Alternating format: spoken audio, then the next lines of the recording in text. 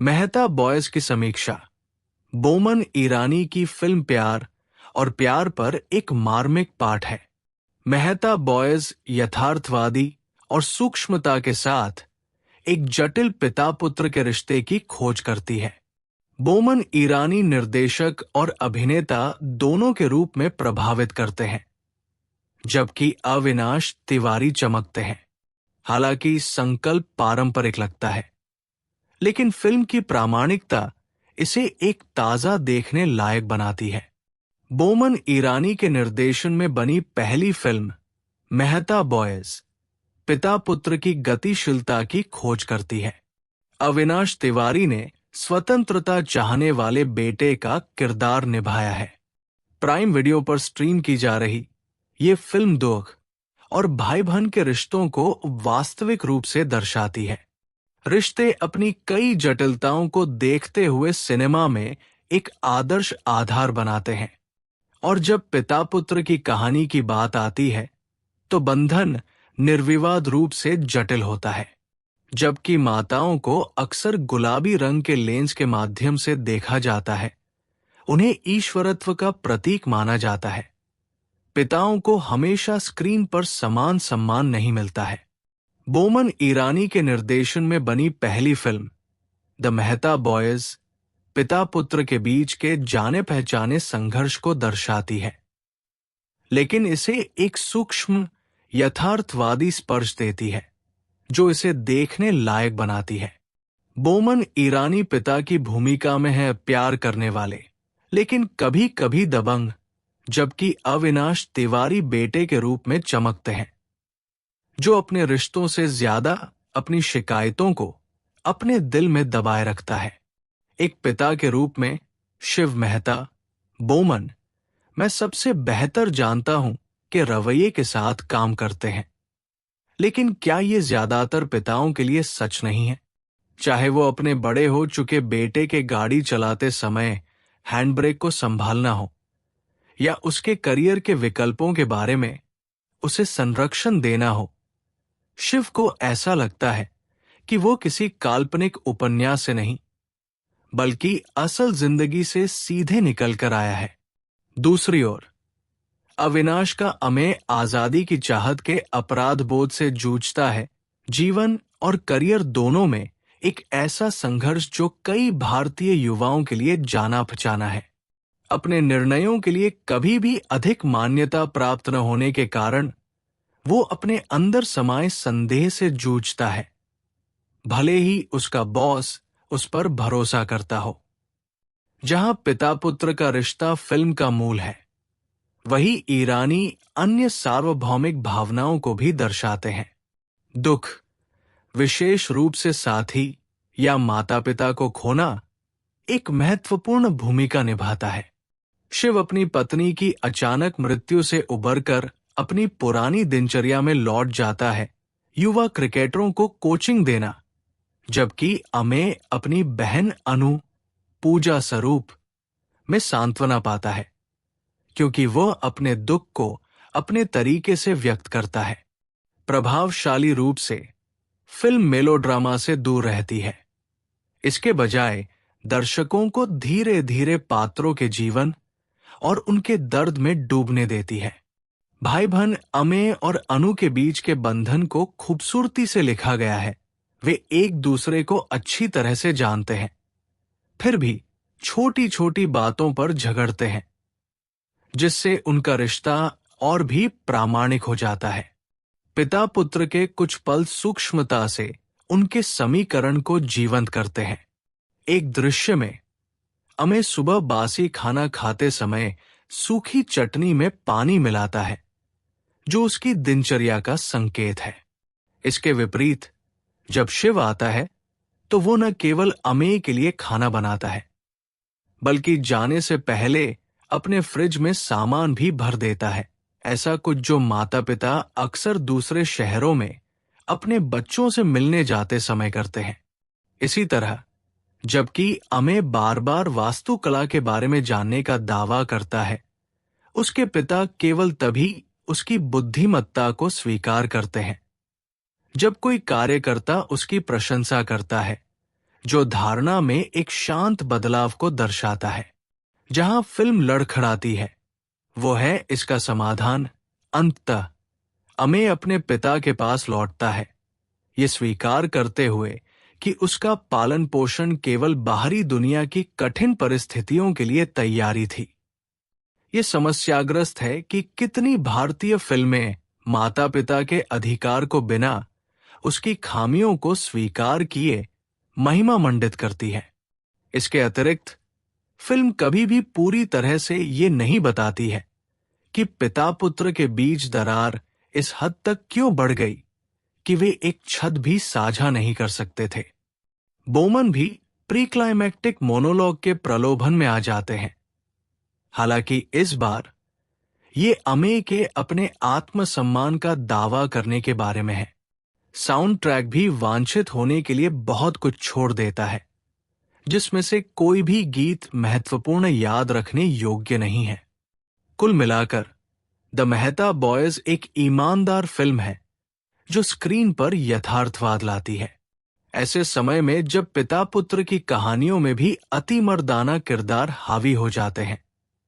Animal, अगर आपने संदर्भ नहीं सुना है, आम लोगों के बारे में कहानी देखना ताजगी भरा है, ऐसे किरदार जो आप या मैं हो सकते हैं। और इस निर्देशन की शुरुआत के साथ बोमन ईरानी ने साबित कर दिया है कि फिल्म निर्माण के लिए उनकी गहरी नजर है। उम्मीद है कि हम उन्हें जल्द ही फिर से निर्देशक की भूमिका में देखेंगे।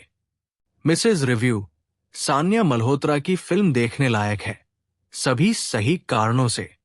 Z5 की फिल्म मिसेज, जिसमें सान्या मल्होत्रा मुख्य भूमिका में है, उन कठोर वास्तविकताओं को दर्शाती है जिनका सामना कई महिलाएं शादी में करती है।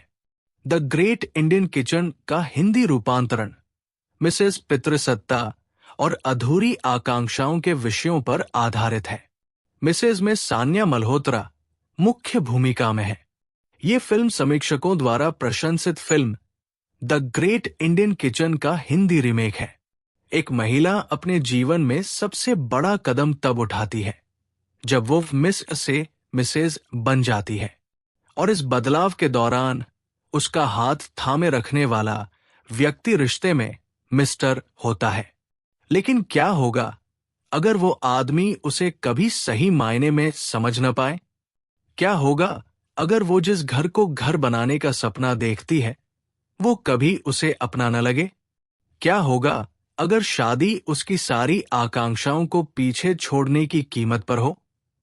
ये काल्पनिक सवाल नहीं है, ये अनगिनत महिलाओं के लिए एक कठोर सच्चाई है। बहुप्रशंसित द ग्रेट इंडियन किचन का हिंदी रूपांतरण मिसेज भले ही मूल की कच्ची तीव्रता को न पकड़ पाए, लेकिन ये आपको गहराई से बेचैन कर देता है। सान्या की ऋचा एक अरेंज मैरिज सेटअप के जरिए दिवाकर निशांत दहिया से मिलती है और तुरंत एक कनेक्शन बना लेती है। शादी के दिन उसके ससुर कमलजीत सिन्हा द्वारा शानदार ढंग से चित्रित उसका स्वागत करते हुए कहते हैं, अब तुम हमारी बेटी हो। लेकिन आने वाले दिनों में ऋचा को एहसास होता है कि ये भावना वास्तव में कितनी खोखली है, क्योंकि परिवार एक बहू से अपेक्षित कर्तव्यों के नाम पर उसका शोषण करता है। वो अथक परिश्रम करती है, फिर भी उसे प्रशंसा का एक भी शब्द नहीं मिलता है। इसके बजाय उसे अंतहीन आलोचना का सामना करना पड़ता है। उसकी सास उसे खाना बनाते समय खाने को थोड़ा थोड़ा करके खाने के लिए डांटती है। उसके ससुर उस पर रसोई में पारंपरिक तरीकों का पालन करने पर जोर देते हैं, और उसका पति उसे यौन सुविधा से ज्यादा कुछ नहीं मानता, जो रोमांस या भावनात्मक जुड़ाव से पूरी तरह रहित है। श्रीमती समाज में व्याप्त पितृसत्तात्मक व्यवस्था को स्पष्ट रूप से आईना दिखाती है। हालांकि ये केवल पुरुष ही नहीं है जो इन दमनकारी मानदंडों को कायम रखते हैं।